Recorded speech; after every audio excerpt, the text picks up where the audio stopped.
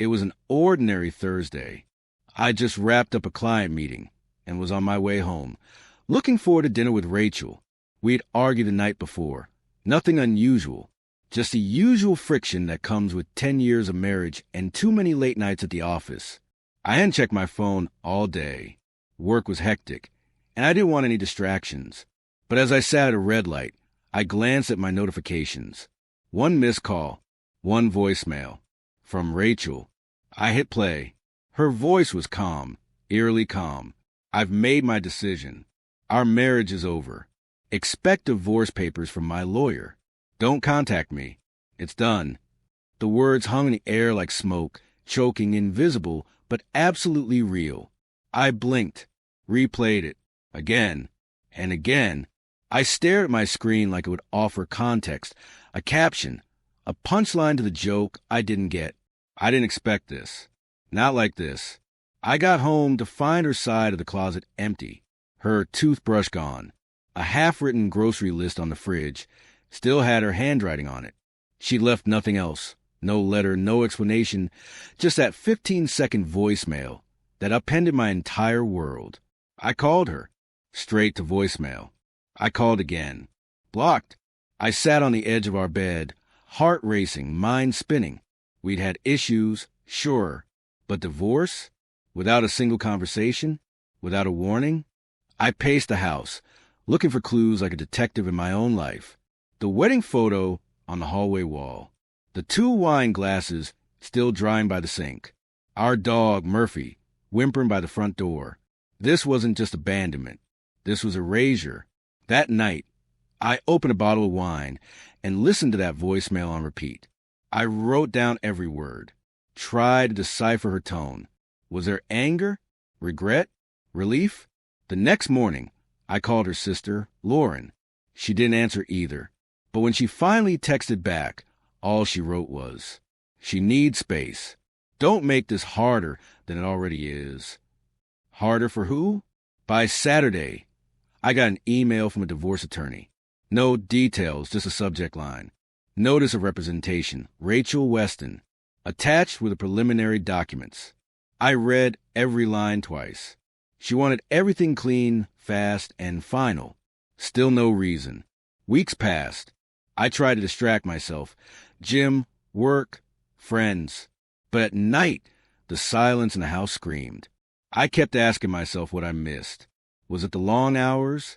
The forgotten anniversaries? The way I'd stopped saying, "I love you" out loud? Or had she simply fallen out of love and decided I didn't deserve a chance to fix it? 2 months after the voicemail, I got an unexpected envelope in the mail. No return address. Inside was a letter from Rachel. I didn't leave because of someone else. I left because I became someone else. Someone I didn't recognize when I looked in the mirror. We lost ourselves, and I didn't know how to find us again. I didn't want to argue or cry, or make it messier than it already was. I needed a clean break. I'm sorry if the way I did it hurt you, but I promise you, it wasn't easy for me either. Please don't hate me. Just live. I never replied. What could I say to someone who chose silence over explanation? I moved out of that house 3 weeks later. Left behind the photos, the memories, even Murphy. He stayed with her, per her request. Sometimes I still hear her voicemail in my head. Not the words, but the emptiness around them. And maybe that's what our marriage had become in the end. Not loud or angry, just empty. And she couldn't live in that silence anymore. Neither could I.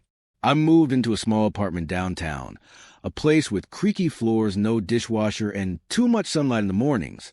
It wasn't home, but it was mine. The silence here felt different. Not like the hollow kind Rachel left behind, but the kind that offered space to rebuild.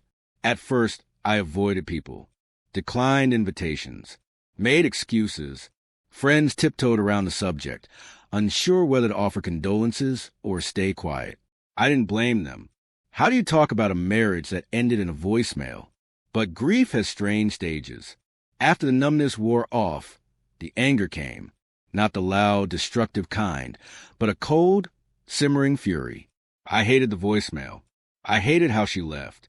I hated how I didn't see it coming. So I started therapy. Not because I believed it would fix me, but because I was tired of asking myself the same questions every night and getting no answers. Did you love her? The therapist asked in our third session. Yes, I said, but I don't know if I knew her anymore. And that hit harder than I expected. One day, about 6 months after the voicemail, I saw her, not intentionally. I was standing in line at a bookstore, of all places, and she walked in, laughing at something the woman next to her had said. She looked different, lighter, shorter hair, no ring. She didn't see me. Or maybe she did and pretended not to. Either way, I didn't move. Just watched from behind a shelf of self-help books, heart thudding in my chest. I didn't follow her. I didn't call her name. I just watched her disappear around the corner. And weirdly, it didn't hurt as much as I thought it would. It stung, sure, but there was no crushing collapse inside me this time. Just a quiet acceptance. She was someone I used to love, and she was now someone I used to know. By the 1-year mark, I'd changed too. I'd started running. Something I never had time for before. I reconnected with my younger brother. Even went on a trip to Istanbul with him. I spent less time trying to decode the past and more time planning the future. One night, as I cleared out old voicemails to free space on my phone, I paused on that one. I've made my decision. Our marriage is over. I hovered over the delete button. My thumb trembled. Then I pressed it. The screen blinked. Deleted. Just like that. Gone. And for the first time since it all began, I felt something unexpected. Peace. Not because I understood everything. Not because it didn't hurt anymore. But because I finally realized some answers never come. Some closures aren't spoken. And some chapters must be closed by the one left holding the pen. This was mine. And I was ready to write the next one. The next chapter didn't begin with a grand gesture or some whirlwind romance. It began with a cup of coffee, a quiet morning, a deep breath, and a decision to move forward, not out of bitterness, not in defiance, but in hope. I stopped measuring time in before Rachel and after the voicemail. I stopped replaying memories like a detective chasing ghosts. The past had its place, and so did the pain, but neither belonged in the driver's seat anymore. One evening, I stood by the window of my apartment, watching the city buzz beneath me. The lights flickered like tiny heartbeats, each one a story, a life, a choice. I wasn't lost anymore, just learning, rebuilding, healing. And in that still moment, I realized something simple and true. She ended our story. But I'm the one who gets to write how mine continues.